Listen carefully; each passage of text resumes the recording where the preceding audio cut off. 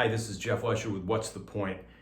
And I am reshooting this video on Tuesday, July 7th, after spending a lot more time than I normally do on this video on Monday, July 6th, because things happened between the time I shot the video and this morning that really caused me to rethink and want to go back and be much more direct and more open about where I fit into this process of diversity and inclusion leadership, and how we should even more urgently think about and act on the need to evolve our organizations in order to evolve our communities, in order to evolve our country, in order to evolve our world. Those are the connections that we at Shift believe in, and I personally want to help continue to bring an informative, encouraging, and challenging voice to. And the specific topic that I wanted to address, and I think is important, and we might come back to this in more detail, but sort of boils down to this, and then I'll put it in the larger context and the reason that I wanted to reshoot this video. If as an organization you are now encouraged by circumstances to revitalize or perhaps even begin your effort to become more diverse in order to enable more effective inclusion, in order to be better, who should lead that effort?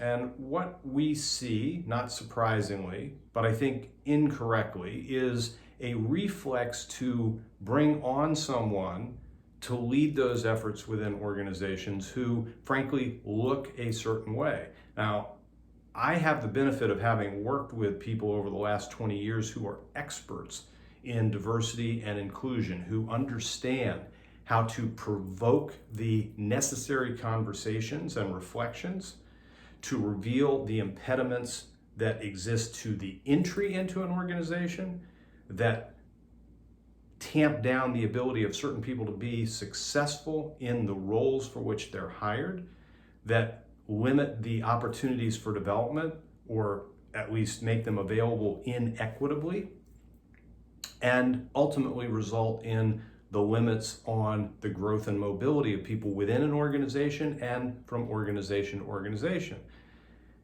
And many of those people are people of color, and some of those people are Black, and some of those people are African American. And they're great, and many of them are not.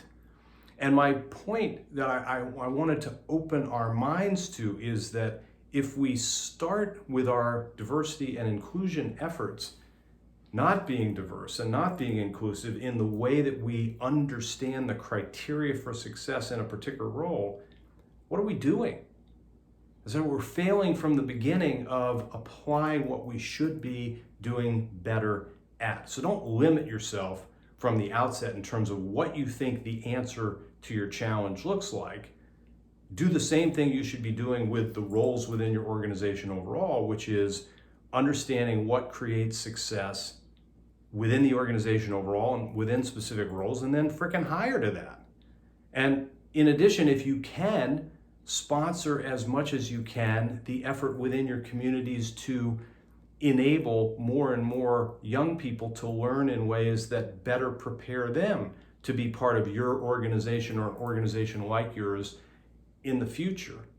That's real inclusion.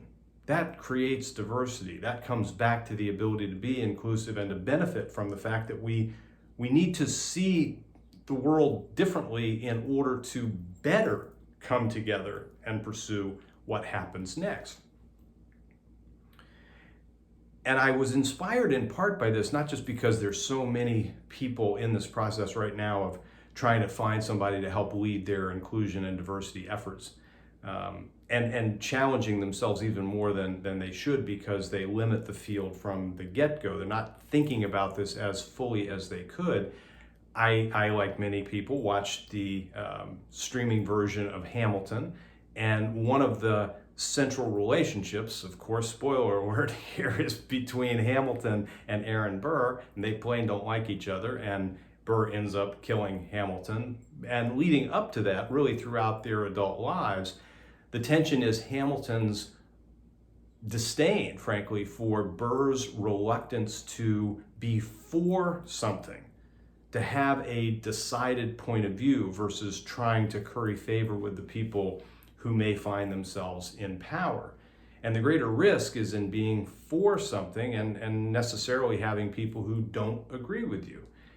So what are we for? And part of the learning that I've been committing myself to, especially over the last few weeks, is informed by a book on anti-racism and what it means to not just be race neutral, but to actively think, speak, and work against things that are racist in their thoughts, words, and actions, if you will, on the other side. And the author points out that systemic racism essentially is redundant because racism in and of itself creates barriers and is an entrenched part of what challenges us. And the personal reflection, not to create an equivalency or anything other than just to share a little bit about where diversity comes from, is that I am, if you will, a son of the South. I was born in North Carolina. I grew up mostly in Virginia and in Georgia.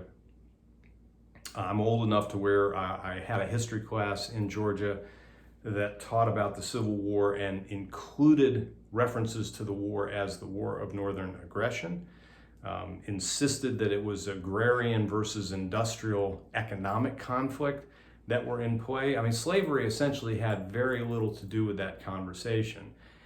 And in growing up, especially in Georgia, my brothers and I were the only Jewish kids in the entire school. And when we would miss time to observe a celebration for which there was no blanket holiday, this was pointed out in very uncomfortable ways. The principal, assistant principal were not fans of my mom or of our absences.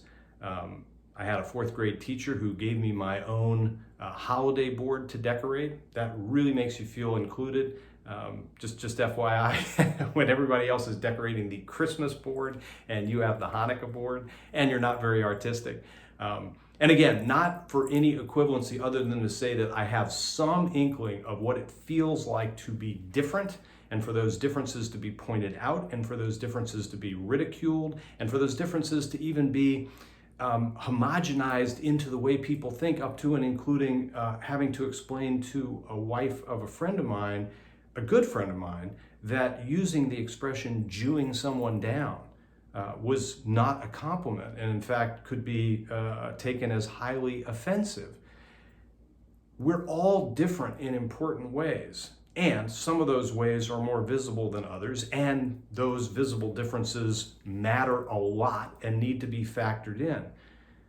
But I'm here because if I'm going to abide, at least in effort, to anti-racist behavior and be anti-racist, I have to point out that we live in a society right now where our elected leader and some of the people following this person are on the other side of this. On this road that we share, they are thinking, saying, and doing racist things. And I got to call that out. That is wrong. And it creates a toxic environment. And there's some acknowledgement that I want to make too. So to the President of the United States, shame on you. But you are what you have chosen to be throughout at least the last few years. And anybody who chooses not to recognize that is intentionally turning a blind eye, and you don't get to separate yourself from that behavior. So Kayleigh McEnany, shame on you. You have a choice and you're making the wrong one. And Lindsey Graham, good for you. And I'm not a big fan of the guy, but at least willing in this particular instance to speak the truth. And for all of us who have the opportunity to influence what happens in the world around us by influencing what happens in our community at work, let's truly be open-minded, inclusive, and therefore more diverse, and then more diverse through action, because it's not an accident when we look around and everybody looks and sounds like us. We have to be, especially within organizations, but in our society overall, committed ultimately to the same thing. Yes, But we don't have to agree on exactly how to get there. In fact, getting there will be better informed when we fight about it, come to some agreement about what the next step is, commit to that, learn through it, and then do better moving forward. So that's what's on my mind. That's what's in my heart. I hope it's helpful for you to hear directly from somebody who's just trying to be open and honest and encouraging about what we can accomplish if we take the hate out of it and we're willing to be uncomfortable in the process of learning and to say some things that some of you may not agree with. And I'm okay with that, but I think you need to hear it. I certainly need to say it. The point is, let's pull together, not rip ourselves apart.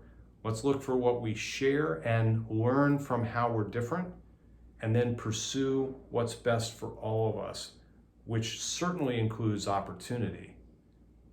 And with opportunity, beyond that, it's up to us. Be good.